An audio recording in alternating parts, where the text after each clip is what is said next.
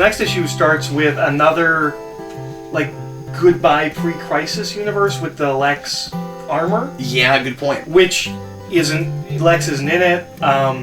It's just like a power armor that somebody's wearing. I was confused because when I looked at that splash page, I didn't realize that was in scene. I thought it was going to be a splash page.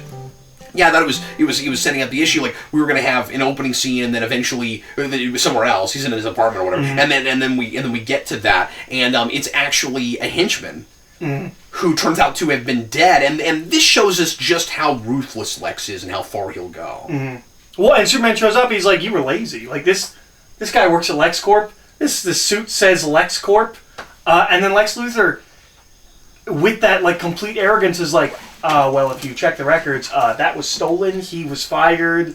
There's nothing technically that links me to this at all. Are you casting Jeff Goldblum as Lex Luthor? No, I think I just get Jeff Goldblum sometimes. This guy in a suit, and he kind of hurt himself, but it's not my fault because you can't trace anything. Superman, you do intend to fight me in this. I don't know the rest of that quote.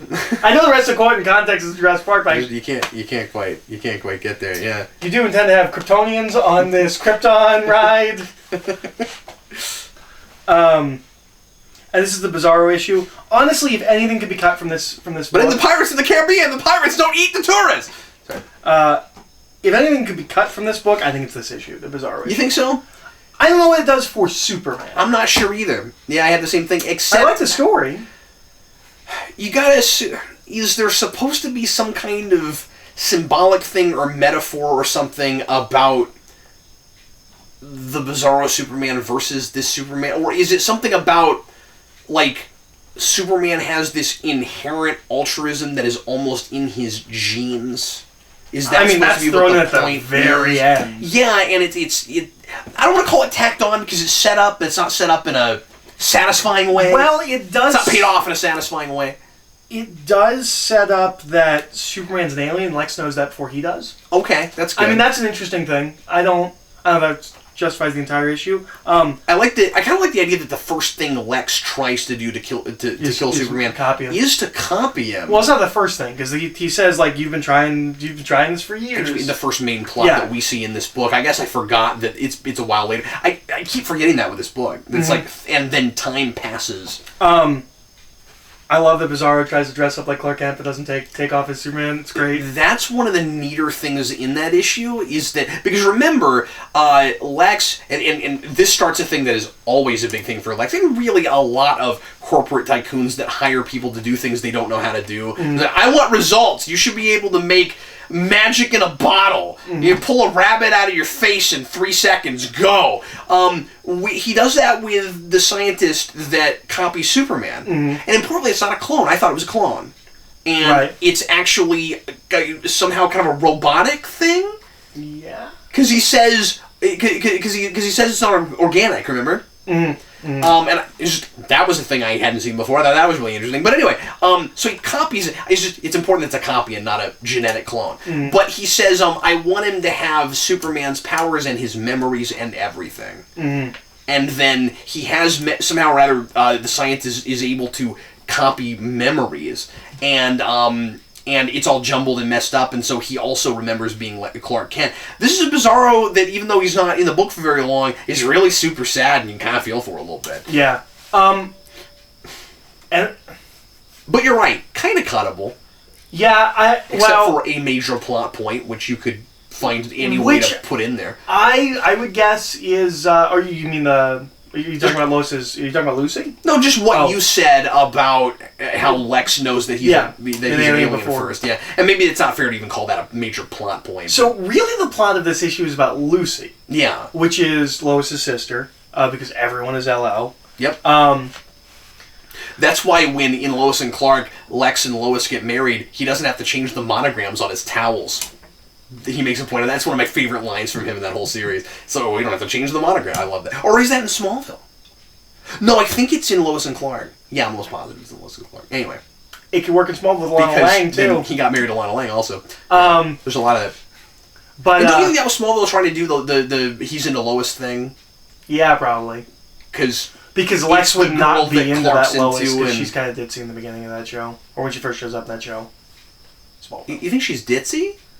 She's really airheady in early on in that, when she first shows up. I never got that that's what it was supposed to be. That's how I've always read it, was that she was like really airheady, and that's one of my problems with her in that series. Interesting. Well, anyways. I'll eventually get to that in Counting Crypto Freaks. Old and gray. Go ahead. No, hopefully not. So the big plot point is that Lucy... Someday we'll finish this, and then I can get to work on other things. Never. This is long. This is really long. That's okay with me. It's worth it, I think. It's Man of Steel, almost page by page. But Lucy is blind. So there's been an accident recently, and it made her blind. Comes out of nowhere, a really weird way to introduce a character for the first time. Something. Bizarro flakes. Like he like has like parts of him that kind of flake off. Which, if I have any criticism of the art, that is really not shown in the art. You never like really see it's stuff. It's chalky. When it gets on Superman, you can see it. Yeah. At the end. Yeah. Well, yeah. But like we have to say in dialogue he's got like parts of him flaking off. We don't really see it in the art. Something that makes her able to see a little bit better.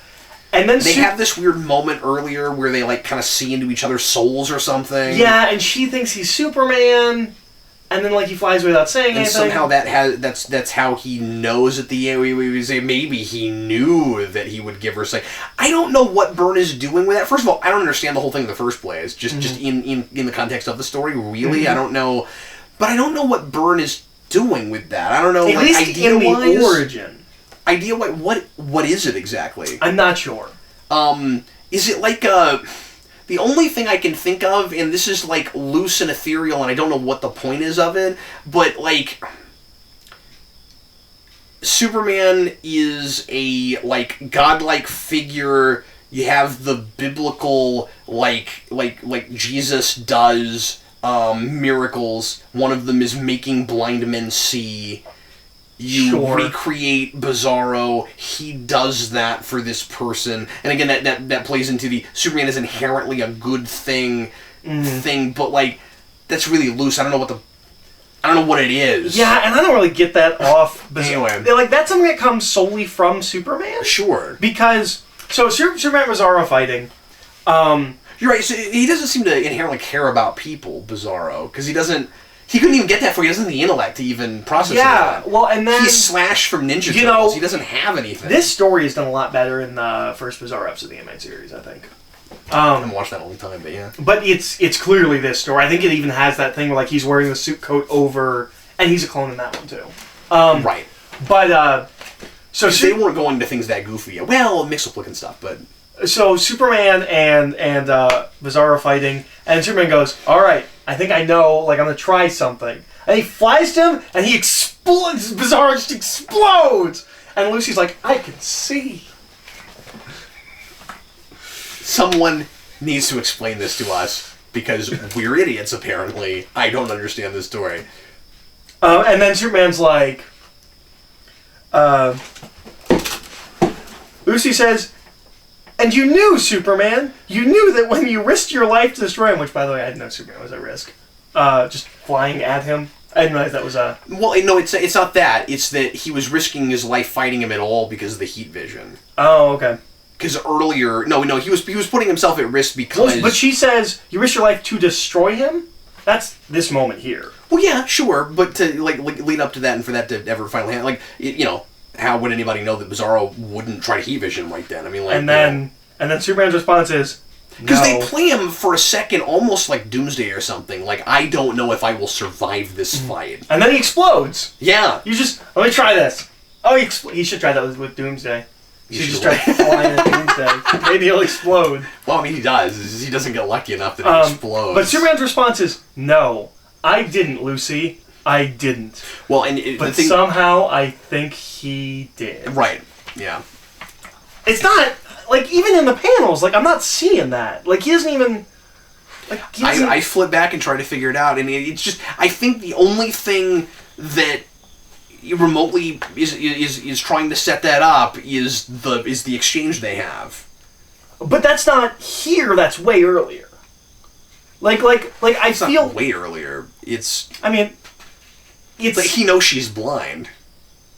Yeah. But I mean, if he's sacrificing himself here, knowing that I need a look. I need a look from him looking at her before he explodes. Absolutely. Like that's the reason he did it or something. Why does she even think that? Yeah. Well, why does Superman think that? She doesn't think that. And I didn't. Oh yeah. I mean, she didn't know there were two Supermans. I don't think. But I didn't get any. Yeah, I didn't get any. I had to look back and see if there was anything sitting. The only reason I remember that exchange, that I exchanged, was because glance exchange was because I was like, what is that? I had to go back and look. Yeah, that's weirdly put together. And I think it's confusing. If anything could be cut from this, it's that. It's not bad. Importantly, with Doomsday, it's a good thing that doesn't work and that he doesn't explode and have particles everywhere, because the last time you had an exploding Doomsday with particles everywhere, Superman inhaled it and then became Doomsday. So that wouldn't heal blindness. That would turn Superman into Super Doom, which they actually called him, and I'm not even kidding. And it just wasn't that long ago. Well, and you told me about that because I was talking about... That's in Doomed. We were talking about the Amalgam Universe, and I was like, what if they just picked characters that didn't work together at all? Like, Superman and Dr. Doom, Super Doom, and I kept saying Super Doom, and you're like, are you doing that on purpose? And I was like, no, what are you talking about?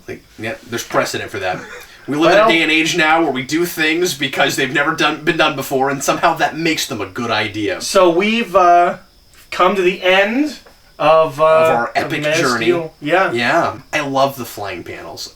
I love them. I want to put all of them up on my walls. I like that he holds his cape. That is cool. Yeah. And he just does that for, because it looks cool. There's no reason to do it. He feels like he's feeling good. Looks awesome. Just grabbing the cape. He's feeling good. Eric's great cape grab pose.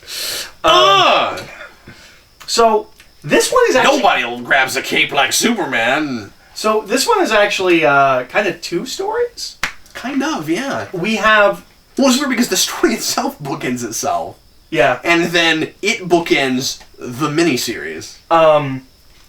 We've got... Superman is starting to get visions of the Kryptonian stuff. His parents are like... He's getting visions of his parents talking to him.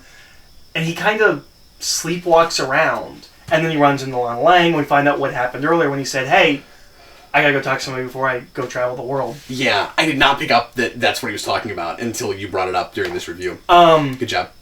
I really like the stuff with Lana Lang. Me too. I think there is... and I like the way the Kryptonian stuff's handled too. Well, yeah, but, I mean, I was just talking about Lana Lang stuff because we have to talk about something first. Yeah. It's a humanizing thing for Superman without making him look like a jerk, in that sometimes, a lot of times, I think people... We don't always think about other people as people or being as, complex as our own thoughts are. You just kind of see people as people, as... I don't know. And he does that.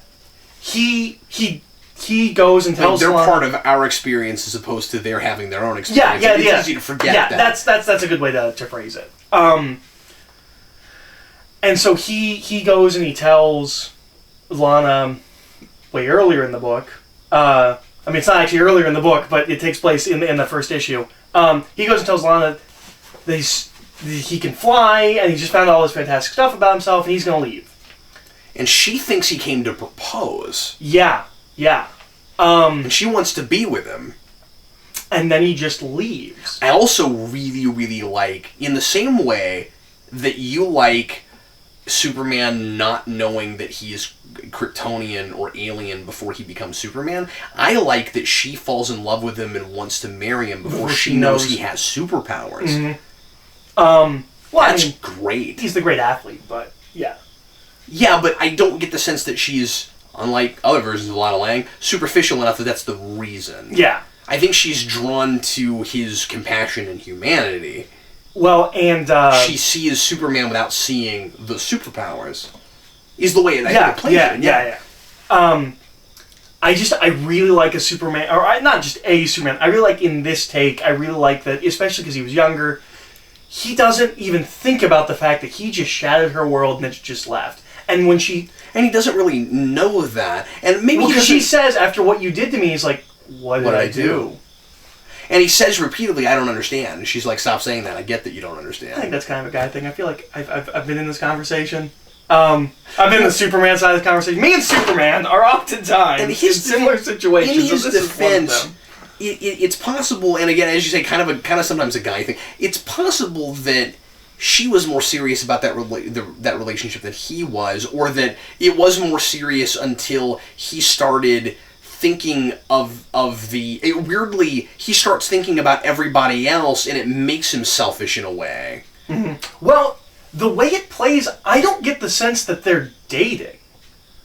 They've just been friends for a really long time. Because that's kind of how she puts it. She's like, we were friends since we were children, maybe a little more than friends. That's right, and so maybe what she's saying is a little unfair, but well, I mean, small town, like maybe he's not picking up enough on and maybe she would think that he would courting rules. Yeah.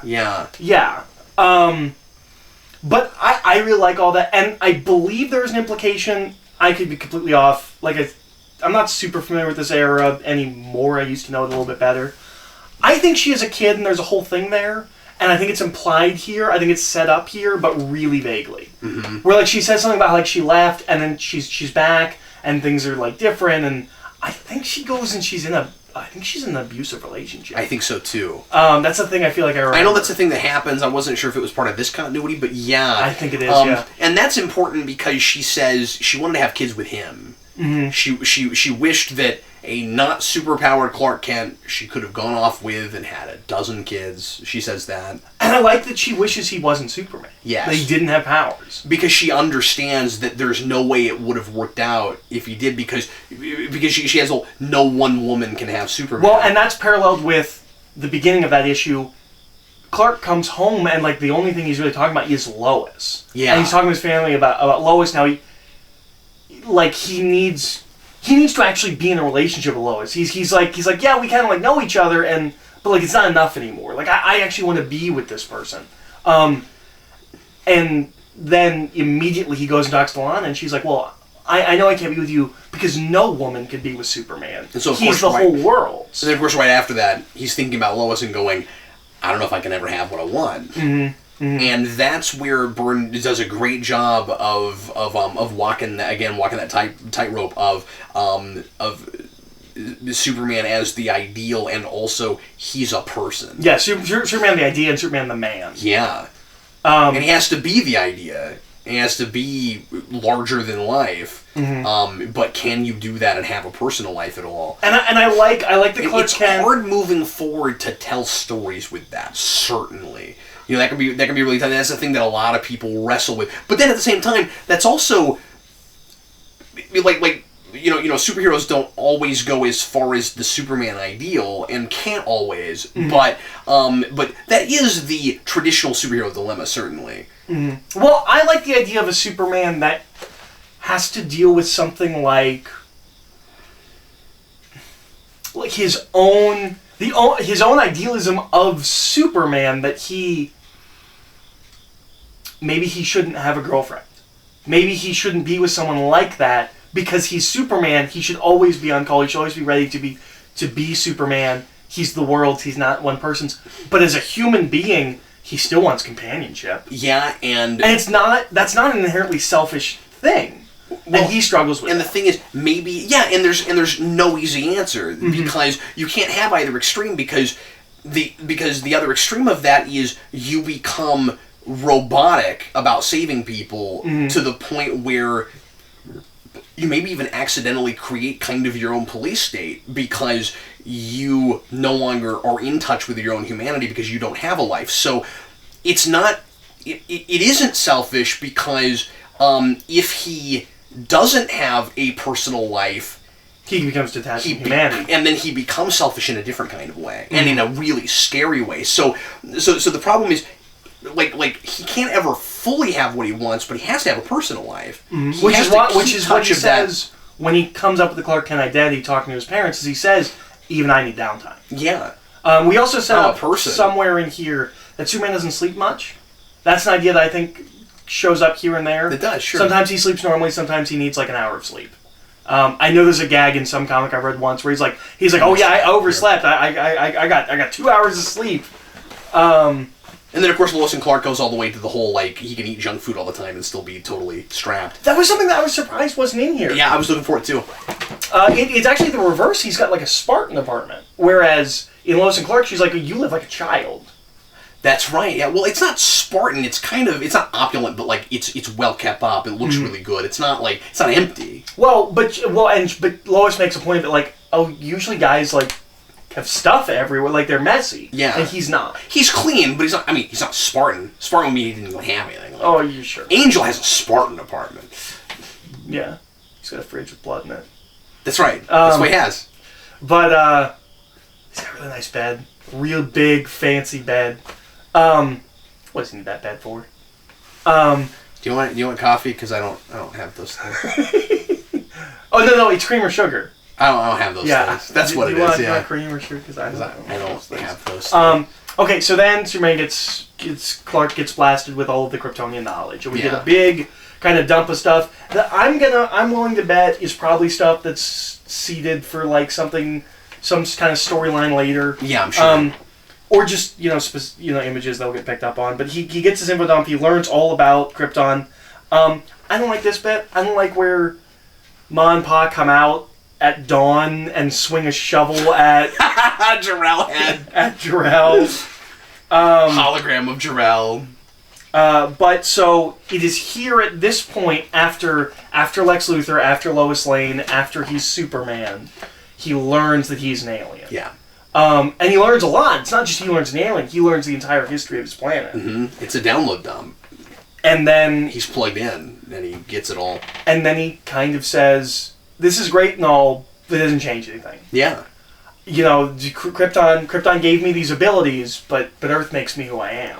And you're absolutely right. If he had it earlier, it would have influenced him to possibly a degree that it would imbalance his upbringing and what he's learned in being with humanity and being a human. Well, and we keep talking about Superman the movie. It is such a different take than Superman the movie, where it is a real father-son kind of thing. He is completely his own man in this, really. Mm-hmm. I mean, obviously, Ma and Pa can't, are in his upbringing. But he really makes all his own decisions. You're right, yeah. Well, and Superman the movie is interesting and complex in the sense that it's about it's a father-son story, but it's a father's son story. It's two fathers. Yeah. Whereas here, all the ideas seem to be his. Like Pa gives him that big speech about morality and that makes him feel more proactive, and it makes it feel like it's harder. Mm-hmm. He comes up with the idea of, I'm going to travel the world and I'm going to help people, and then he comes back and says, I need a way to help people so that people don't know I'm Clark Kent. It's all him. Yeah. And then it's only at the end of this journey that he finds out, I'm not even from here. And there's all of this other stuff. Like, this is a Clark that I really do buy. If he didn't have his powers, he would still try to help people. Oh, yeah. Yeah, and I think that's really important. Because, again, the criticism of Superman is always, well, of course you go help people, you have all these powers, it's really easy. As soon as you lost those... No, if this Clark didn't have powers, he'd be a firefighter, he'd be a policeman, he'd be... Well, I don't think he'd be a policeman, because he's not a crime fighter. He doesn't view himself as a crime fighter. He's somebody that helps people. He'd be a paramedic. Yeah. Something like that. Yeah. Maybe a doctor, even. Something like that. But he... and I don't know if it's part of this continuity specifically or not, just in having that as the origin of the setup, but there's a place somewhere in, I think, the early 90s, late 80s, maybe somebody can help me out in the comments. I read about this the other day. This part of the video. Probably not. Say fire truck if you got this far into the video. But where... And Scissors Jaguar. That is the weirdest one you've ever done. That's the first... That's the first monster in Kamen Rider V3, is Scissors Jaguar. I thought you put two.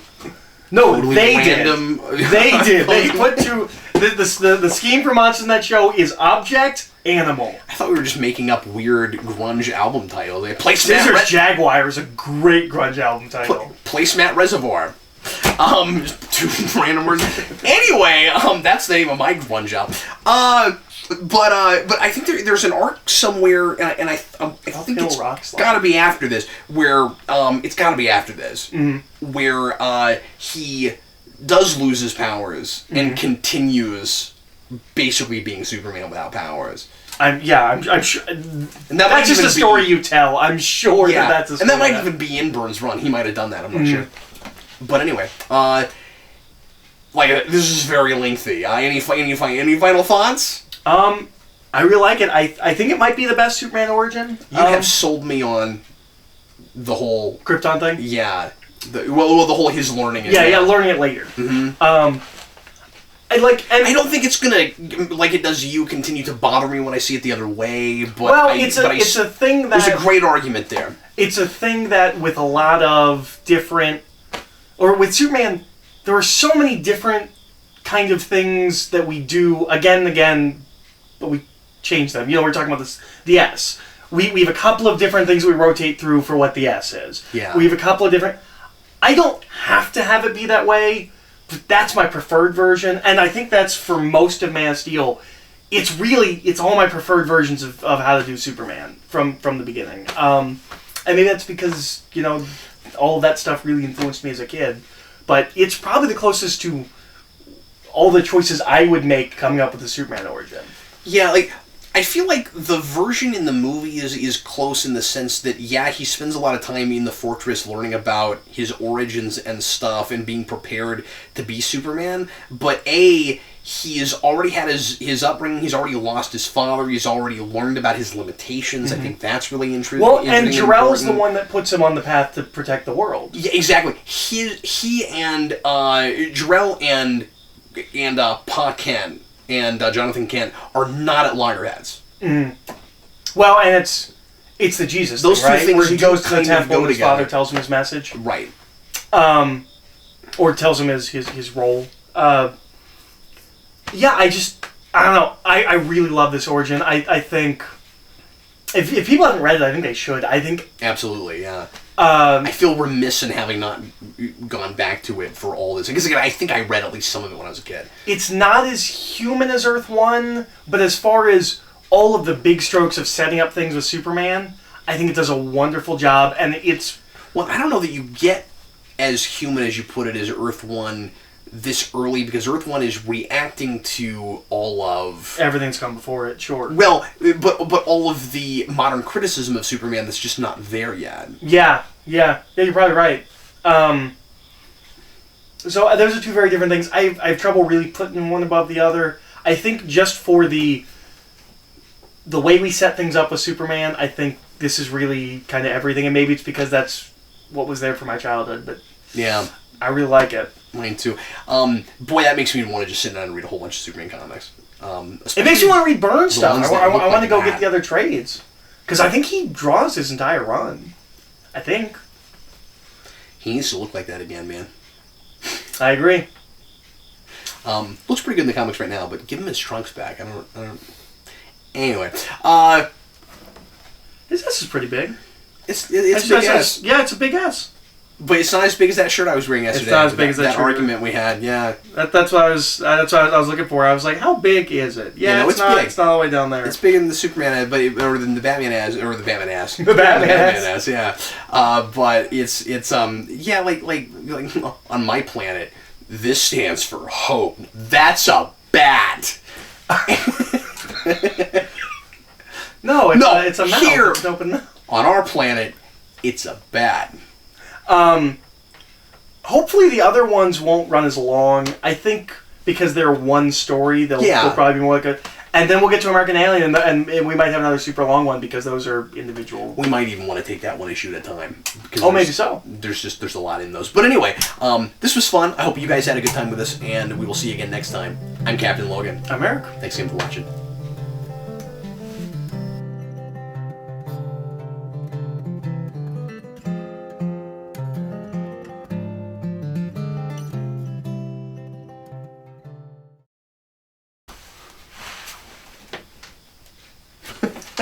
I'm thinking about ending videos like that now.